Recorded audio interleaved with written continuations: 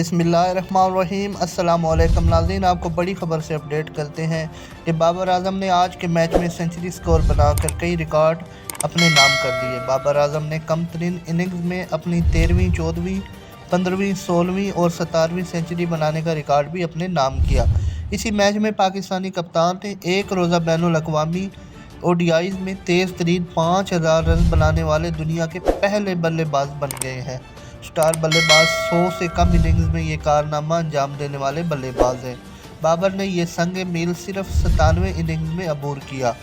जनूबी अफ्रीका के आमला ने 101 इनिंग्स में 5000 रन बनाए, जबकि वेस्ट इंडीज़ के व्यून रिचर्ड और भारत के विराट कोहली ने 114 इनिंग्स में 500 रन बनाए थे।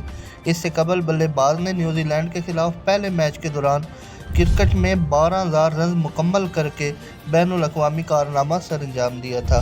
उन्होंने 277 इनिंग्स खेलकर ये कारनामा तेज़ तरीन पाकिस्तानी और दूसरे तेज़ तरीन एशियाई बल्लेबाज के तौर पर हासिल किया था, जबकि पहले तेज़ तरीन 12000 रन बनाने वाले विराट कोहली हैं, जिन्होंने 276 इनिंग्स में ये कारनामा सरअंजाम दिया है। दुनिया में वो इस कामयाबी को हासिल करने वाले छठे नंबर पर है।